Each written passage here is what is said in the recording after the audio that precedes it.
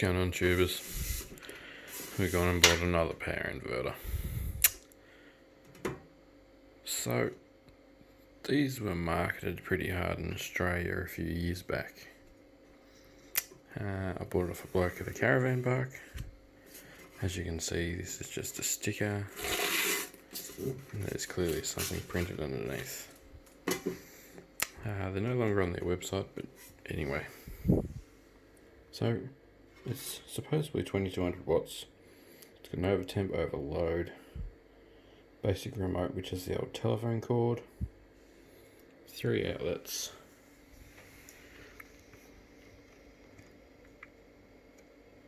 reverse polarity will damage, 220, 10 volts to 15 volts at 220 amps max, 12 volt in, 240 AC out. So if you do the maths on 220 amps times 12 volts, shows you a peak of about 2600 watts. Okay, so it's got reasonable bolt-on plate terminals, an earth connection, which is cool, a couple of nice fans, which I really hope don't go all the time. Let's have a look inside. Already unbolted, obviously. So the first thing I notice is these beautiful big aluminium heatsinks. They look quite nice. The unit's actually not light, it's actually relatively heavy, and there is a lot of aluminium in it. That's a positive. It says to me that there's actually some cooling ability. Big choke up front here, another one there. Ferrite cores around the incomers, not sure why, but there's a heap of them. And then we've got 1, 2, it's just 2, no, 3. So there's 3 power incomers that drop into the board there. And the same with the negative there. On the deck there's fuses. There is 5 40 amp fuses. Should be good for 200 amps. Plus whatever they blow out. Now when I first seen the 3 power outlets in the front, I was panicking a bit, thinking that they may be like a triple split inverter. Sometimes they do that and they'll be 800 watts each, and each socket puts out 800 watts, and then they say it's a 2000 watt inverter. Doesn't seem to be the case. There's 3 transformers down the body, a couple of decent sized capacitors. One thing that is concerning is it says APS 1512. I hope that doesn't mean 1500 watts, so I'll power this up tomorrow or soon as I get a chance and do a bit of load testing with it. But from everything I can see, physically looking at it, it is quite nice looking. So EPS 2200-12 is the model. If anyone can find a data sheet on it and they want to email me a link or something, or drop it in the comments, that'd be mint. Some of you guys have got some intense Googling skills. I'm going to give you that. 50 Hertz, continuous output 2200, surge output 4400. So we'll test it starting some bits and pieces.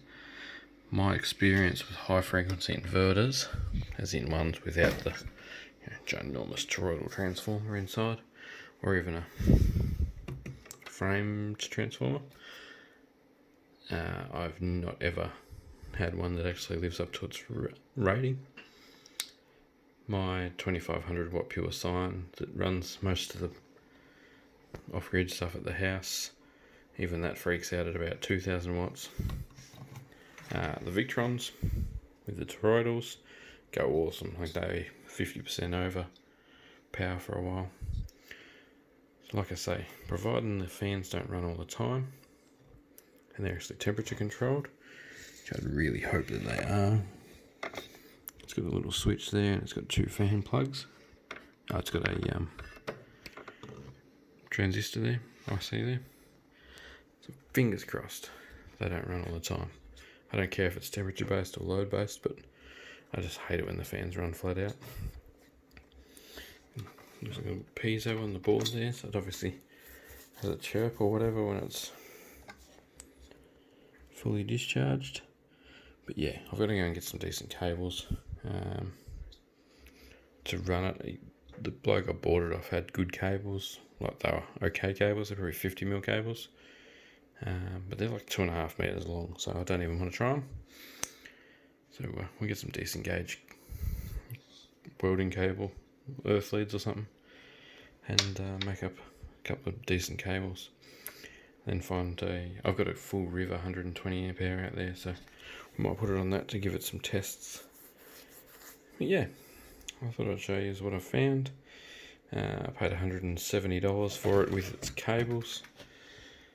So if I wanted to, I could probably sell the cables for $30-40 because they're nice and long. Someone would buy them. But yeah, it is a little bit Chinese, but it's a little bit like heavy duty Chinese. So I don't know. We'll see what happens. If you guys have ever seen these, someone say something in the comments. Let me know what's good, what's bad. See if there are any chop. If they're not, we might just pass it on to someone else and they can have it. There's a little bit of smarts with the air pathway. As you can see down here, you've got grills at the bottom. There's also air intake all the way across here, so it sucks right through the center of here and then expels out the back, which is great. Like, it's been in a vehicle for years and it's not all shaken apart, so I don't know. Cross your fingers. We'll test her out tomorrow, guys. Just thought I'd show you what it looks like inside. I've got a bit of a fear of powering up inverters with the lid off them anymore. I've done some silly things in the past, so we're not going to do that anymore. And yeah, it's it should be good. It's a lot of hand work in it rather than just the really horrible high frequency ones that are normally made. But yeah, we'll test it out. If it's any good, we'll put it into service, and then we'll have the 1600 VA Victron, this being a 2200 watt and the 2500 watt. So we'll have a 12 volt system and a 24 volt system, but all fed off the same solar array basically. Thanks for watching. I'll fire this up as soon as I get a chance to make some test videos for you. Drop in the comments what you want me to run with it. Thanks for watching. Jump on Teespring, buy a shirt. If you want something through eBay or Banggood, buy it through the affiliates if you can, please. Legends.